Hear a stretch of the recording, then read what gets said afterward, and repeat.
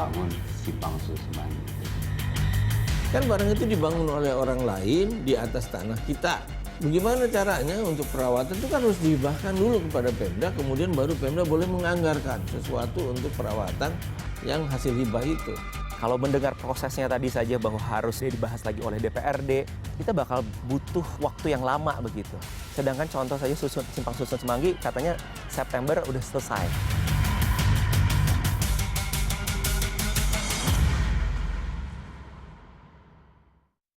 Tak lama lagi, Jakarta akan punya simpang susun Semanggi. Pemerintah Provinsi DKI Jakarta tak perlu keluar duit untuk membangunnya.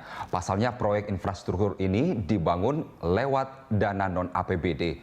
Dananya berasal dari pihak swasta yang membayar kompensasi kelebihan koefisien lantai bangunan atau KLB. Inilah jurus Basuki Cahayapurnama atau Ahok untuk menggeber proyek infrastruktur di ibu kota. Bersama saya Carlos Michael, pemirsa, Anda menyaksikan Indep Malak Halal ala Ahok. Pemirsa, kita lanjutkan debat publik calon gubernur dan wakil gubernur DKI Jakarta periode 2017-2022. Perdebatan soal koefisien lantai bangunan atau KLB menyeruak dalam debat calon gubernur DKI Jakarta yang digelar KPU Provinsi DKI Jakarta 27 Januari lalu. Bagaimana koefisien lahan bangunan yang jika ada pengembang membangun sebuah gedung dan melebihi dari KLB yang ditentukan, maka itu masuk ke dalam kompensasi dan bisa digunakan tanpa melalui kas negara. Ini saya bertanya, apakah prinsip-prinsip seperti ini bertentangan dengan upaya untuk membangun birokrasi yang akuntabel dan juga tentunya bertanggung jawab? Mohon dijelaskan sehingga kita bisa jelas semuanya di sini. Terima kasih.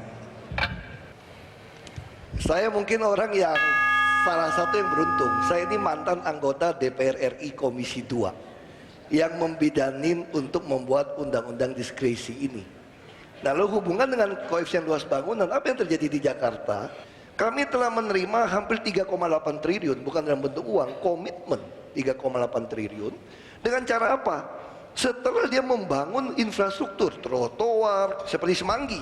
Saya bisa tunjukkan, ini Semanggi kita bangun 400 miliar, itu dari uang kontribusi orang menaikkan bangunan di sekitar Semanggi.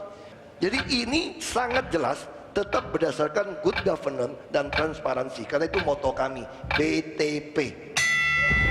Waktu 1 menit 30 detik untuk paslon 1 menanggapi jawaban paslon 2. Silakan. Ini pengalaman. Saya tahu betul kalau bicara soal keuangan negara. Menurut Silviana Murni, dana kompensasi KLB seharusnya dimasukkan APBD. Setelah itu, eksekutif dan legislatif berunding untuk membahas dana kompensasi KLB tadi akan digunakan untuk apa. Karena tak memasukkannya ke APBD, Silvi mencibir Ahok one man show. Mengetahui hal ini, bukan one man show. Terima kasih. Sebaliknya Basuki Cahayapurnama atau Ahok bikin terobosan. Pengembang bisa membayar kompensasi pelampauan KLB dalam bentuk infrastruktur. Jadi membayar dalam bentuk barang atau bangunan yang nanti akan menjadi aset Pemda. Makanya kami tempuh dengan cara apa? Dengan perjanjian. Jadi ini semacam kerelaan. Karena ini tidak ada kewajiban membayar, makanya ada perjanjian kerelaan. Perjanjian tanda tangan inilah baru bisa bangun. Dan nilainya bukan uang yang diterima, tapi adalah barang. Dan barang pun pakai jasa penilai. Jadi ini jelas sesuatu yang berbeda.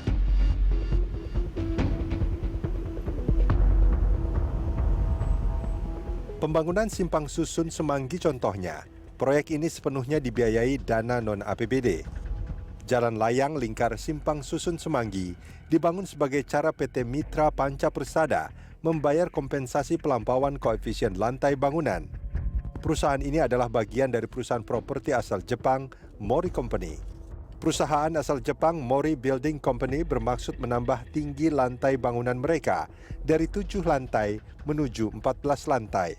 Nah, Pemprov DKI Jakarta akan memberi izin perusahaan ini membangun ke atas dengan syarat membayar kompensasi. Besar kompensasi dihitung dari luas lahan awal dikali 7 lantai yang akan dibangun dikali nilai jual objek pajak.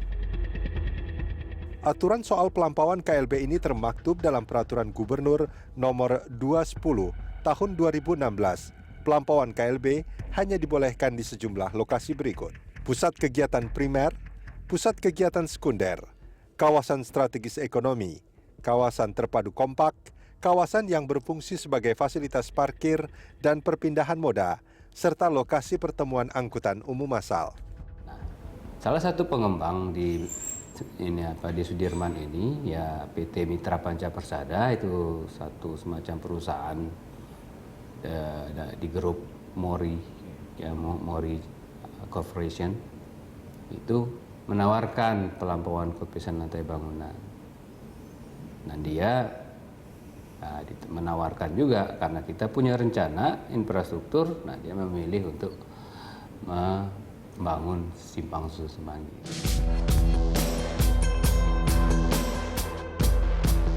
Wijaya Karya ditunjuk menjadi kontraktor pembangunan Simpang Susun Semanggi ini. Dana yang dianggarkan untuk membangun proyek ini menembus 360 miliar rupiah. Supaya cepat pelaksanaan itu, kita minta ini kontraknya design and build, ya. Jadi dari pengembang itu melelangkan dengan jenis kontrak design and build supaya lebih cepat. Jadi Wika itu mendesain dan membangun seperti itu, ya. Nah, kami Pemprov ini tadi hanya memberikan basic design, ya, rencana kriteria desain. Bukan hanya PT Mitra Panca Persada yang mengajukan kenaikan koefisien lantai bangunan, ada lagi 10 perusahaan lainnya. Besar kompensasi yang harus dibayar 11 perusahaan menembus 3,88 triliun rupiah.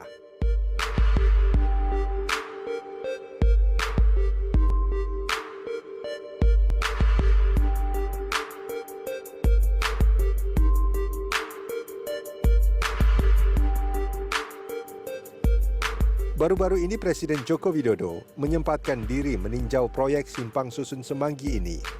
Presiden berharap proyek ini rampung saat Indonesia berulang tahun ke-72 pada 17 Agustus mendatang. Kita harapkan dengan selesainya ini, Simpang Susun Semanggi ini, insya Allah pertengahan tahun ini sudah bisa kita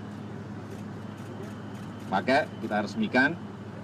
Dan ini menjadi salah satu solusi bagi kemacetan di Semanggi yang sudah bertahun-tahun kita rasakan. Jembatan Semanggi dibangun di masa Presiden Soekarno tahun 1961 silam untuk menyambut pesta olahraga se-Asia. Pembangunan Simpang Susun Semanggi kali ini dipastikan bakal mempercantik salah satu ikon Jakarta itu. Yang lebih penting lagi, infrastruktur ini diperkirakan bakal mengurangi kemacetan akibat pertemuan arus dari 4 titik.